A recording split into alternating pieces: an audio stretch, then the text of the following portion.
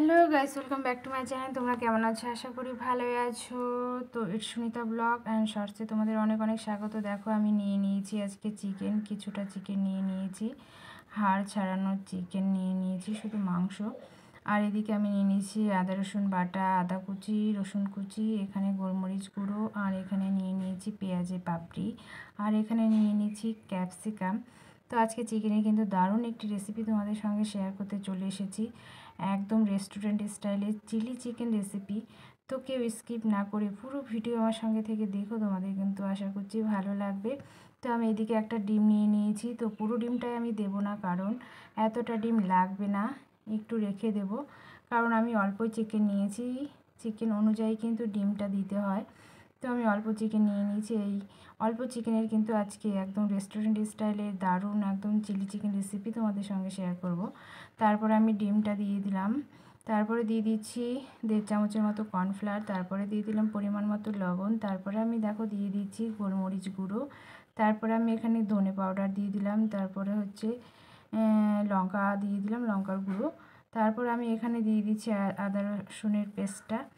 এবার তারপরে একটু ময়দা দিয়ে ওপর থেকে সর্ষের তেল দিয়ে দিলাম, তারপরে আমি হাতের সাহায্যে ভালো করে মেখে রেখে দেব 15-20 মিনিটের মতো ম্যারিনেট করে রেখে দিলাম। তারপরে দেখো এখানে সবথেকে বড় ব্যাপার এই যে এই মশলাটা না দিলে চিলি চিকেন কিন্তু অসম্পূর্ণ থেকে যাবে। তো আমি এখানে দেখো কী কী নিয়ে নিয়েছি, দারচিনি নিয়ে নিয়েছি, লবঙ্গ নিয়ে নিয়েছি, এলাচ, আর এখানে আমি মৌরি নিয়ে নিয়েছি, আর গরম মশলার মধ্যে যে তারা ফুল থাকে সেই তারা ফুল থেকে হাফ নিয়ে নিয়েছি। আর এইদিকে আমি দেখো একটা বাটিতে হাফ কাপের মতো আমি নিয়ে নিয়েছি টমেটো সস, তারপরে দিয়ে দিচ্ছি সয়া সস, তারপর আমি এবার দিয়ে দিচ্ছি চিলি সসটা মানে পরিমাণ মতোই দিতে হবে, কারণ চিকেন যতটা থাকবে সেই পরিমাণ মতোই কিন্তু এই সসগুলো দিতে হবে। তারপরে আমি দিয়ে দিচ্ছি জল, এইখানে জল দিয়ে আমি ভালো করে দেখো মিশিয়ে রেডি করে রেখে দেবো, কারণ পরে কিন্তু আলাদা আলাদা করে সস দিলে লেগে যেতে পারে, ওই জন্য আমি রেডি করে রেখে দিয়েছি। তারপরে আমি সব কিছু রেডি করে নিয়ে রান্নাঘরে চলে এসেছি। আর রান্নাঘরে এসে দেখো আমি কড়াইয়ের মধ্যে কিন্তু সর্ষের তেল সাদা তেল মিক্স দিয়েছি, তোমরা চাইলে সাদা তেলও ইউজ করতে পারো।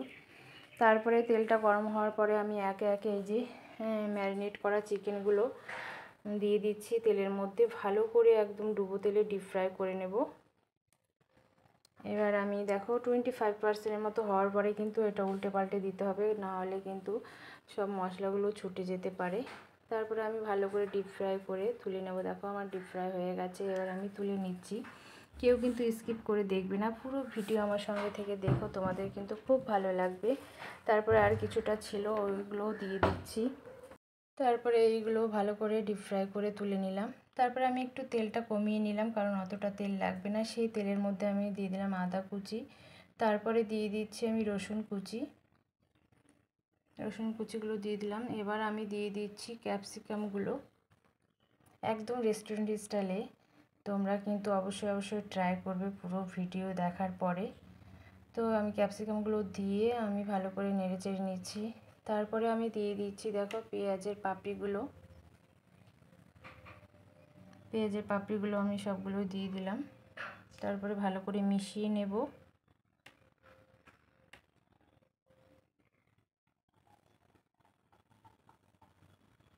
এবার আমি দিয়ে দিলাম কয়েকটা চেরা কাঁচা লঙ্কা,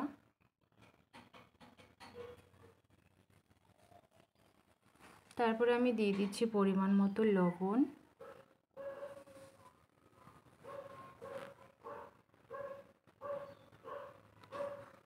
এবার আমি লবণ দিয়ে একটু নাড়াচাড়া করে নিচ্ছি।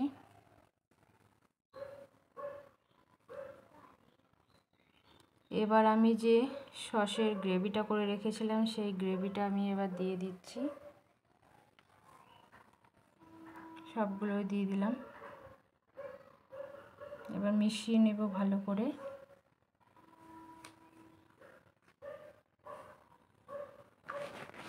তারপরে দেখো আমি ওই বাটিতেই হাফ চামচের মতো কর্নফ্লাওয়ার দিয়ে দিচ্ছি,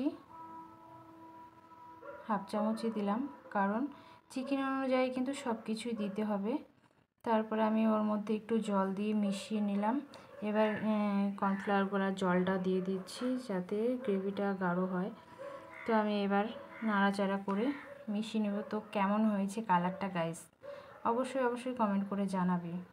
আর তোমরা কিন্তু অবশ্যই ট্রাই করবে। তারপরে আমি সেই ফ্রাই করা চিকেনগুলো দিয়ে দিচ্ছি। চিকেনটাকে ভালো করে মিশিয়ে নেব। এবার কিছুক্ষণ ফুটিয়ে নেব। তারপরে যে এটা আসল মশলা, এই মশলাটা না দিলে কিন্তু এই রেসিপিটা অসম্পূর্ণ থেকে যাবে। তো আমি গুঁড়ো করে নিয়েছি, ভালো করে গুঁড়ো করে নিই, মানে হালকা মতো গুঁড়ো করে নিয়েছি। তারপরে মশলাটা দিয়ে বেশ নাড়াচাড়া করে 2-3 মিনিটের মতো ফুটিয়ে নেব। ফুটিয়ে নিলে রেডি হয়ে যাবে আমার রেস্টুরেন্ট স্টাইলের চিলি চিকেন। তো কালারটা কেমন হয়েছে আর দেখতে কেমন হয়েছে অবশ্যই কিন্তু কমেন্ট করে জানাবে। তারপরে আমি স্বাদ আনার জন্য একটু চিনি দিয়ে দিলাম। আর যারা নতুন দেখছো অবশ্যই চ্যানেলটিকে সাবস্ক্রাইব করে দিয়ে আমার পাশে থাকবে, বেল আইকন প্রেস করতে ভুলবে না। তো আমার পুরো রেডি হয়ে গেছে, তুলে নিয়েছি। তো গাইস কেমন হয়েছে অবশ্যই কমেন্ট করবে কিন্তু। আর তোমরা কিন্তু অবশ্যই এই রেসিপিটা একবার হলেও ট্রাই করবে। সবাই খুব ভালো থাকবে। আবার অন্য কোনো ভিডিওতে দেখা হবে। লাভ ইউ অল, টাটা বন্ধুরা।